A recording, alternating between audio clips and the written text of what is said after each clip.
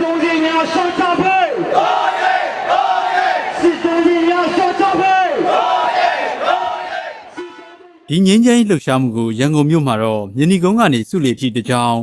တောင်ဝေမြို့နယ်ဘိုးစိမန်အားကစားကွင်းကနေစုလီထီတကြောင်ဆိုပြီးလမ်းကြောင်းနှစ်ကြောင်းခွဲပြီးလမ်းလျှောက်ချီတက်ရင်းနဲ့ဆန္ဒဖော်ထုတ်ခဲ့ကြပါတယ်။ပြည်ရင်းစစ်ရက်တန်ရေးစစ်ဘေးရှောင်တွေကိုကူညီခွင့်ရရေးစစ်အုံးစိတ်ရှော့ချပေးရေး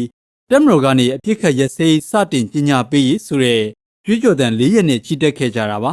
။တောင်ဝေမြို့နယ်ဘိုးစိမန်ကွင်းကနေစုလီမာဗန္ဒူလာပန်းချံကိုချီတက်တဲ့လမ်းကြောင်းတစ်တာဝန်ခံဖြစ်တဲ့ကိုမြတ်ကျော်ကတော့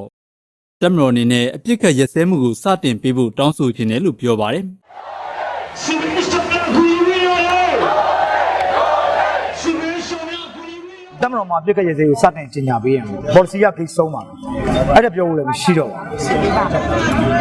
။တမတော်မှာပြစ်ခတ်ရစေကိုစတင်ကျင်ညာပေးရန်ဆိုတော့ကျွန်တော်တို့ကတမတော်ကိုတစ်ဖက်သက်ပေါ့နော်။ရက်ပေးပါညာပြောနေတာမဟုတ်ဘူးဗျ။တိုင်းပြည်ရဲ့တမတော်လေအင်အားကြီးမှလို့စီးပွားရေးတောင်းတင်းဆုံးလေသူရက်လိုက်ရင်တော့90%ကျင်းသေးတယ်ရက်တယ်ရှူပါဒါ3တန်းကလေးတောင်လေးတယ်ဆိုတော့ဒါအခုမှလည်းကျွန်တော်တို့တရီးနိုးပြီးအချံပေါ်ပြောနေတဲ့ကိစ္စမဟုတ်1963မှာတစ်ခါရက်ခဲ့ဘူးတက်မတော်ကစပြီး1992အမျိုးသားနီလာခံမှာတစ်ခါတက်မတော်ကစပြီးတော့ရက်ခဲ့ဘူးလေစတင်ပြည့်ရက်တာနော်အဲ့တော့ဒီချိန်မှာလည်းတက်မတော်ကတိုင်းပြည်ငင်းငင်းရေးဥဆောင်မှာကျွန်တော်လိုလားပါတယ်တက်မတော်မှာငင်းချမ်းကျင်ချောင်းတိုင်းပြည်နဲ့လူထုကိုပြသတဲ့အနေနဲ့စတင်ပြည့်ရက်ကျင်ညာပြီးငင်းငင်းရေးကို challenge ဝင်ကွန်ခေါ်လိုက်ပါအကုန်လုံးအရမ်းမြန်သွားပါလိမ့်မယ်ဒါကိုကျွန်တော်တို့တိုက်တွန်းချက်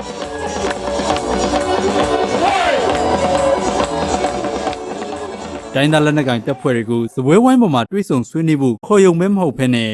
စစ်ဘေးရှောင်ပြည်သူတွေရဲ့မျက်နှာကိုထောက်ထားပြီးမူပေါင်းလျှော့ချပေးတဲ့အထိဆွေးနွေးပေးဖို့တောင်းဆိုခြင်းတယ်လို့ဒီတွဲဆုံဆွေးနွေးပွဲဆိုတာကနှစ်ဖက်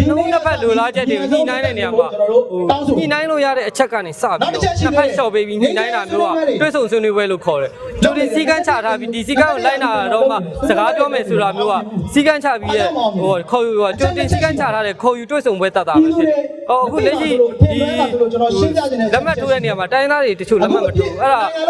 စစ်တပ်ဘက်ကတက်မလို့မှုဆိုချထားတဲ့အချက်တချို့အချက်တွေကသူတို့ရဲ့ကိုယ်ပိုင်ပြဋ္ဌာန်းခွင့်ကိုထိပါနေရရှိတယ်ပြီးတော့သူတို့ရဲ့တန်တရားတွေကိုပိုပြီးကြီးထွားစေတာမျိုးရှိတဲ့အချက်တွေပါတယ်ဒါကြောင့်မလို့လက်မှတ်မထိုးအဲ့တော့ကျွန်တော်တို့အနေနဲ့ကတော့မူပေါင်းတွေရှော့ချပြီးတော့ဆွေးနွေးဖို့ဆိုတဲ့မှာစစ်ပွဲနဲ့မသက်ဆိုင်တဲ့ဒုက္ခရောက်တဲ့ပြည်သူတွေမျက်နှာကိုကြည့်ပြီးတော့အဲ့မူပေါင်းတွေကိုရှော့ချပေးဖို့ဆိုတာကိုကျွန်တော်တို့တောင်းဆိုတာဖြစ်ပါတယ်တော့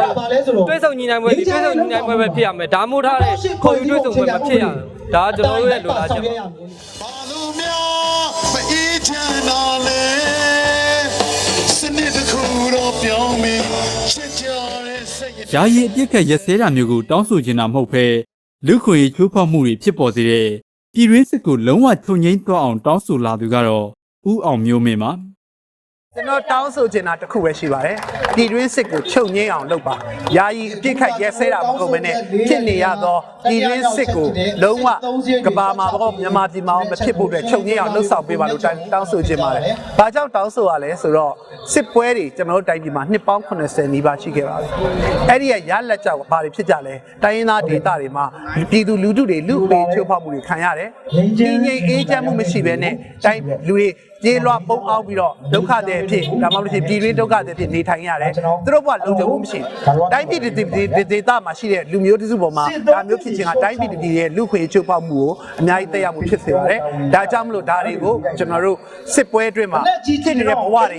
နာကြီးမှုတွေရက်တက်မှုတွေစစ်ကိုအမြန်ဆုံးချုပ်ငြိမ်းအောင်လှုပ်ဆောင်ပေးဖို့လိုအပ်ကြောင်းဒါကိုပဲကျွန်တော်အရှင်းဆုံးပြောချင်ပါတယ်မြန်မာပြည်ကိုအလဲပတ်ရောက်ရှိလာတဲ့တောင်ကိုရီးယားနိုင်ငံကကျောင်းသူကျောင်းသားတွေကလည်းမြန်မာပြည်ငြိမ်းချမ်းရေးလှုပ်ရှားမှုမှာတခြင်းတွေအကတွေနဲ့တီးဆိုဖျော်ဖြေခဲ့ကြပြီးတော့မြန်မာပြည်ငြိမ်းချမ်းရေးစုတောင်းစာတွေကိုသဘောထားတွေရေးပေးစီဖို့စီစဉ်တစ်ခုလည်းပြုလုပ်ခဲ့ပါတယ်